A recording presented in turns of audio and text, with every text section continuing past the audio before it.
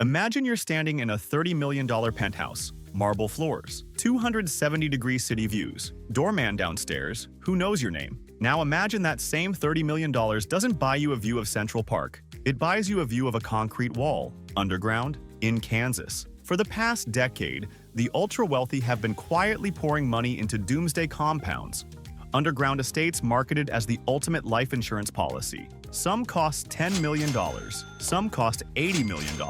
A handful have crossed $200 million once you factor in the ongoing costs. And here's what the brochures don't tell you. These things aren't life insurance. They're financial sinkholes disguised as survival plans, and the math behind them is genuinely disturbing. Today, we're going to find out.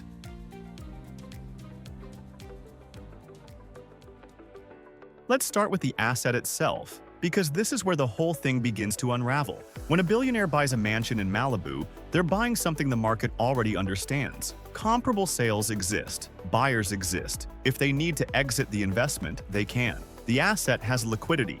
When that same billionaire spends $50 million building an underground compound, they're doing something fundamentally different. They're not buying into a market. They're creating a one-of-a-kind object that the market has almost no framework to value. The moment the concrete is poured, most analysts estimate you lose somewhere between 70 and 80% of construction cost in resale value. Not because the construction is bad, because the buyer pool is microscopic. Think about it. Who buys a used bunker? Another billionaire who is already paranoid enough to want one, but not paranoid enough to want someone else's specific vision of survival. That's a demographic that could fit in a single elevator, which conveniently is also what your bunker has. Compare this to a super yacht, which is also a notoriously terrible financial investment. At least with a yacht, you can charter it. You can rent it out to other wealthy people and recoup some ongoing costs. The asset exists in the world. It's visible, it's mobile, it has a secondary market. A bunker sitting 200 feet underground in rural South Dakota cannot be chartered. You cannot Airbnb it. It cannot sail to Monaco. It is quite literally immovable, and it needs to be staffed, powered, and maintained whether you ever set foot in it or not. Which brings us to the part of the story that gets genuinely expensive.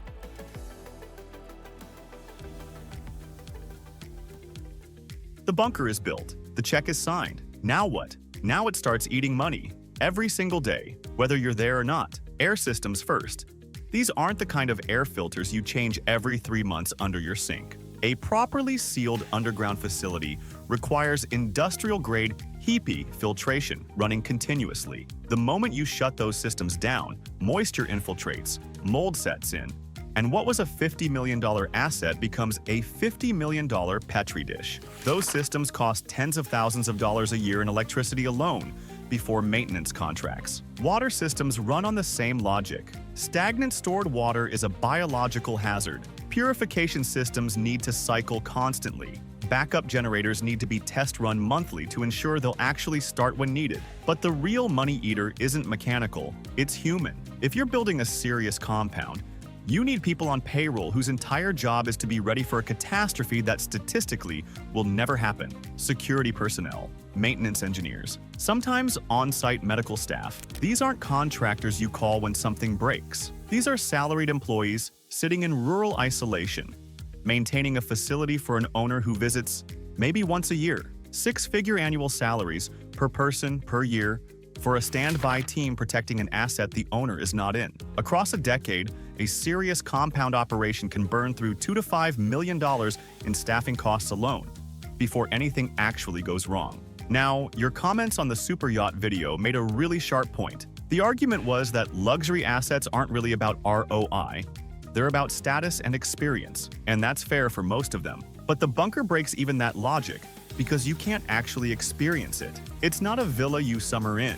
It's a facility you maintain in a state of constant expensive readiness for a future that may never arrive. It is, by design, joyless infrastructure.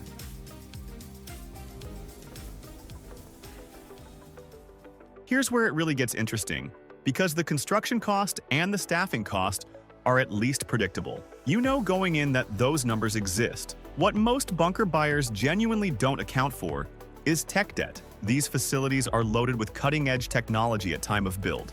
Biometric access systems, satellite communication arrays, Battery storage walls, automated environmental monitoring. In 2015, that was genuinely state-of-the-art. In 2025, some of that hardware is already approaching obsolescence, and the vendors who made specific proprietary components may no longer exist. This isn't a minor inconvenience. This is a structural problem, a survival bunker that can't communicate reliably with the outside world because its satellite comm system runs on discontinued firmware. Isn't a bunker. It's an extremely expensive room. Battery storage technology has improved so dramatically in the last 10 years that the power walls installed in 2014 are already significantly outperformed by current alternatives. Replacing them means bringing heavy equipment back underground, renegotiating with contractors, and spending money on a facility you're already spending money on. By the time a bunker reaches its 10-year anniversary, its owner is often facing a dilemma. Do you spend another $10 to $20 million modernizing the systems to actually maintain the safety value proposition? Or do you accept that you have a very expensive, slightly outdated underground luxury apartment that no one wants to buy? Most choose to keep paying, because at that point, they've already sunk so much in. Walking away feels worse than continuing. That's not a rational financial decision. That's sunk cost psychology with a blast door on it.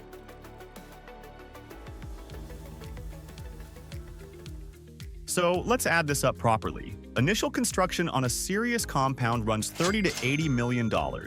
Staffing and maintenance over 10 years, call it $3 to $5 million conservatively. Tech refresh cycles, another $10 to $15 million if you want the systems to actually work. Resale value at the end of that period, roughly 20 to 30 cents on the construction dollar. If you find a buyer at all, you've spent close to $100 million on an asset that effectively doesn't exist in the real economy. You can't use it for income. You can't liquidate it quickly. It can't go anywhere. It just sits there, underground, costing money, waiting for an apocalypse that, if history is any guide, probably isn't coming in the form you prepared for. And the real irony is that the billionaires who build these things are, by definition, people who understand capital allocation better than almost anyone alive. They got wealthy by recognizing returns on investment, by moving quickly, by staying liquid, and then they built the single most illiquid, lowest return asset class in the history of rich people doing strange things with money. True wealth has almost always been about two things: liquidity and mobility. The ability to move capital where the opportunity is, and the ability to move yourself when the situation demands it. A bunker destroys both. It anchors your capital in concrete. It anchors your safety plan to a single fixed geographic point. And it does all of this at a cost that would fund a private jet, a security team, and a dozen passports for the rest of your life. The bunker isn't a safety net. It's a trap with really good lighting. And somewhere underground in Kansas, a head of lettuce is thriving. Nobody is there to eat it. But at $200 an hour in maintenance costs, it is the most expensive salad in human history. If you want to see how super yachts pull off the same trick at sea level, that video is on screen now. Subscribe so you don't miss the next one.